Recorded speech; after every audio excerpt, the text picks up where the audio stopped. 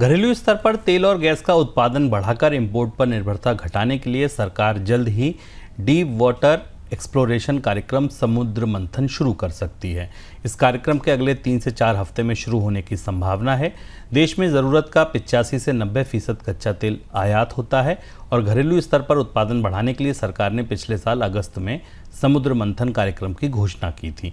अब 1 साल बाद इस कार्यक्रम को आगे बढ़ाने पर काम शुरू किया जा रहा है। सर, ऑयल एक्सप्लोरेशन में भारत क्यों पीछे है, पहली तो बात यही समझेंगे कि लगातार सरकार फिर ऑयल एक्सप्लोरेशन के कार्यक्रम को बढ़ाने जा रही है, क्योंकि इसमें निवेशक नहीं आते, निवेश नहीं आए।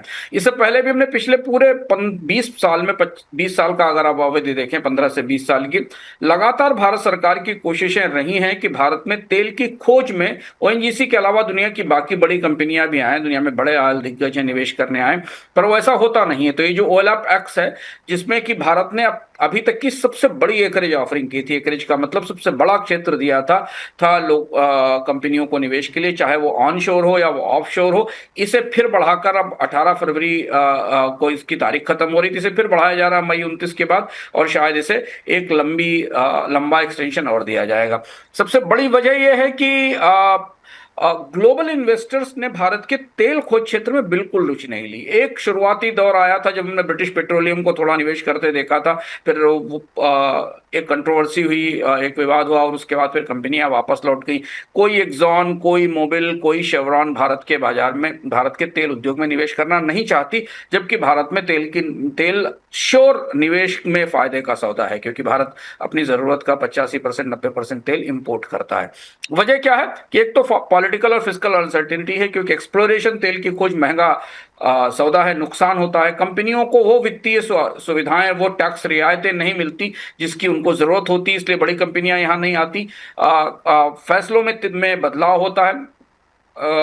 प्रोडक्ट की प्राइस सरकार कंट्रोल करती है, हमें पता है। पेट्रोल डीजल की कीमतें सरकार चुनावी और राजनीति के हिसाब से तय करती, यहां तक कि गैस की कीमतें भी सरकार तय कर रही है। ऐसी स्थिति में जो ट्रांसपेरेंसी चाहिए बाजार को डेवलप करने के लिए, वो लिबरलाइजेशन के, उदारीकरण के इतने सालों में भी भारत में नहीं आ पाई।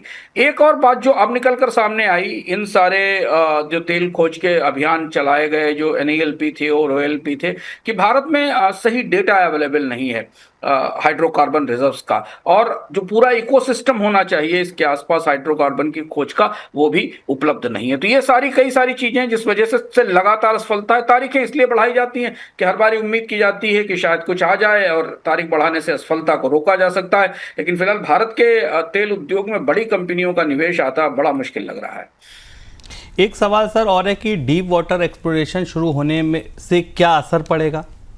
डीप वाटर की तकनीकें महंगी भी हैं, अच्छी भी हैं, और इनसे तेल मिलने की संभावना भी है। और अगर आप भारत के आकलन देखें तो भारत का जो डीप वाटर का एरिया है, जिसमें जो जियोलॉजिकल सर्वे हैं या जो सैटेलाइट सर्वे हैं, वो अच्छे तेल स्रोतों की संभावना के बारे में बताते भी हैं। भारत ने ऑनशोर में अपनी सबसे बड़ी तेल खोज तो ऑनशोर में ही की थी, जो बॉम्बे हाई से आई थी। पर डीप वाटर महंगा बहुत है। डीप वाटर में निवेश करना, फिर वहां से पाइपलाइन से उसको लाना, एक बड़ा निवेश का सौदा है। भारतीय कंपनियों में ओएनजीसी या किसी और एक्सप्लोरेशन कंपनी, अकेली ओएनजीसी या ऑयल इंडिया के पास इतनी आर्थिक क्षमताएं और इतनी तकनीक नहीं है कि वे डीप वाटर में जाकर निवेश कर सके। इसके लिए जो बड़ी ग्लोबल कंपनियां हैं, जो समुद्र के गहरे समुद्र से तेल निकाल रही हैं, उनको निवेश के लिए लाना पड़ेगा। और वही बात घूमकर फिर आ जाती है जो हमने शुरुआत में कहा कि इन कंपनियों को भारत में लाया कैसे जाए। अभी तो हम ऑन शोर में भी लोगों को निवेश नहीं कर पा रहे हैं, यानी जमीनी जो तेल क्षेत्र हैं जिनको दोबारा सही निकालना है या खोजना है, वही कंपनियां नहीं आ रही, जहां रिस्क भी कम है और लागत भी कम है।